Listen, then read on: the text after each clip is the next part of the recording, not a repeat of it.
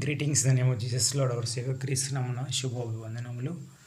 మరి చూసుకున్నట్లయితే ఈరోజు ఏంటి, జూన్ 2, 2026 తెలంగాణ ఫార్మేషన్ డే. ఎంత 12 years అవుతుంది. కాబట్టి మనం ఏం చేయాలంటే 2014లో వచ్చింది కదా, ఈ తెలంగాణను ఏర్పాటు చేయడానికి కారకులైన కేసీఆర్ గారు క్షేమం కోసం, కేటీఆర్ గారు, కవితక్క గారు, ఇంకా ఎంతోమంది అక్కడ కళాకారులు, ఎంతోమంది గొంతంత నోయంగా సెంట్రల్ గవర్నమెంట్లో అరిచి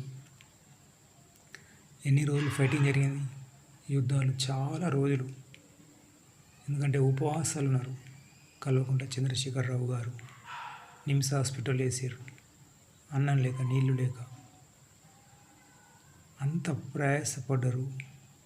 వాళ్ళ కుటుంబం ఫంక్షన్లకు వాళ్ళ కుటుంబ సభ్యులతో మాట్లాడలేక ఢిల్లీ ప్రయాణాలు, స్ట్రైకులు, ఎన్ని ఉపవాసాలు చేసిండు, ఎంత గొంతంత నోయంగా మాట్లాడిండు. సో ఈరోజు చాలామంది సెలబ్రేట్ చేసుకుంటారు.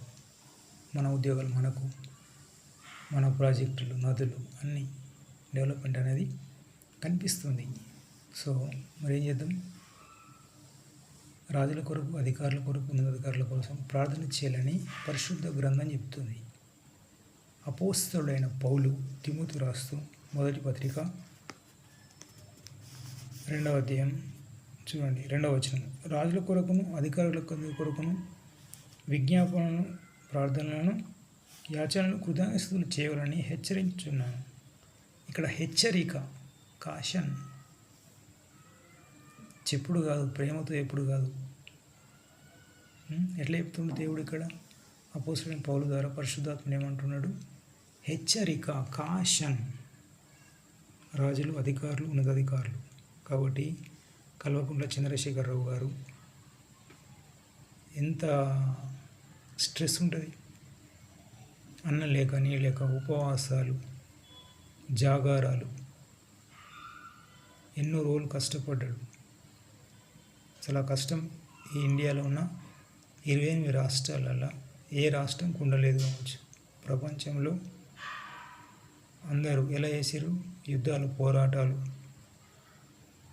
మనిషి చంపుకోవడం ద్వారా వచ్చింది. కానీ ఇతడు ఉపవాసం ఉండి మన క్షేమం కోసం ఇంత తెచ్చాడు. కాబట్టి వాళ్ళ కుటుంబాన్ని, వాళ్ళ పార్టీ మెంబర్స్ని, ఇంకా ఎంతోమంది ఉన్నారు దీనికి సహకరించిన ఎంతోమంది, చాటున ఎంతోమంది ధన సహాయం, భోజనాల సహాయం, నాట్యం చేసేవారు, కళాకార బృందం, ఎంతోమంది చాలా సహాయం చేశారు. కాబట్టి కార్ల ర్యాలీ చేశారు ఒకసారి, తెలంగాణ టు ఢిల్లీ. వాళ్ళు ఎంతమంది కార్లు, ఎంత ప్రయాణం ఉంటుంది, చాలా రాష్ట్రాలు దాటి ప్రయాణాలు చేయాలి. అంత స్ట్రెస్ ఉపయోగించి మనకు తెచ్చిండు. కాబట్టి కల్వకుంట్ల చంద్రశేఖరరావు గారిని, వాళ్ళ కుటుంబ సభ్యులను, పార్టీ మెంబర్స్ను, కళాకారులను, ఇంకా చాటుగా రహస్యంగా ఎవరెవరు ధన సహాయం చేశారో వాళ్ళను, భోజనాలు, ఇంకా వాళ్ళకు క్లాత్స్ ఎట్సెట్రా ఎంత సహాయం చేశారో వాళ్ళందరినీ మనం దీవించాలి. దీవిస్తేనే మనకు దీవెనలు. యోబు అనే భక్తుడు ఉన్నాడు కదా, అందరినీ దీవించాడు. ఇంటి పక్క వాళ్ళను, ఇంటి ముందటి వాళ్ళను, రాజును, అధికారులందరినీ. సో మనం కూడా దీవిస్తాం. ఎందుకంటే వాళ్ళని దీవిస్తే మనకు దీవెనలు. మళ్ళీ ఇప్పుడు రాష్ట్ర ప్రధాన కార్యదర్శి ఎవరు? జీవన్ రెడ్డి గారు. జీవన్ రెడ్డి గారు కూడా ఇక్కడ రైతులకు సహాయం చేసిండ్రు, మత్స్యకారులకు. అక్కడ చెరువు వేస్తే అటు జాలర్లకు చేపలు, ఇటు రైతులకు బావులలో ఊగికొట్టి పంటలు వచ్చింది. అంటే ఎంతో మేలు చేసిండు రైతులకు, మత్స్యకారులకు, అన్ని రంగాల, అన్ని రకాల మతస్థులకు. జీవన్ రెడ్డి గారు అంటే గుడ్ పొలిటీషియన్. ఇప్పుడు రాష్ట్ర కార్యదర్శి సో మన రాష్ట్ర అభివృద్ధిలో, జిల్లా అభివృద్ధి కార్యక్రమంలో దేవుడు మంచి ఆరోగ్యం, మంచి శక్తి, ఆయురారోగ్యంగా ఇచ్చేలాగున అందరిని దీవిస్తాం. ఎందుకంటే వాళ్ళకు ఎండ లేదు, వాన లేదు, చలి లేదు. 7/24 అవర్స్ ప్రజాసేవలు, ప్రయాణాలు చేసుడే, గొంతంత నయంగా అరచుడే. కాబట్టి వాళ్ళని దీవిస్తే మనకు దీవెనలు. మరి తెలంగాణ పరిపాలిస్తున్న సీఎం రేవంత్ రెడ్డి గారిని, వాళ్ళ పార్టీ మెంబర్స్ని, మరి జైత్యాల డిస్ట్రిక్ట్ పరిపాలిస్తున్న ఎమ్మెల్యే డాక్టర్ సంజయ్ కుమార్ గారిని, అందరినీ దీవించాలి. విప్పులను ధర్మశాస్త్రం ఏం చెప్తుంది? నిన్ను వలె నీ పొరుగువాన్ని ప్రేమించాలి. అతను ఈ మతం, అతను ఆ పార్టీ, ఇతనికి చేతి లేదు, ఇతనికి కాలు లేదు, ఇతనికి కన్ను లేదు, ఇతనికి చెవి లేదు అనే భేదాభిప్రాయాలు లేకుండా ఫస్ట్ పూర్ణతతో, పూర్ణశక్తితో, పూర్ణ బలంతో, పూర్ణ వివేకంతో దేవుని ప్రేమించి తర్వాత నీ పక్క ఉన్నవాడిని ప్రేమించాలి.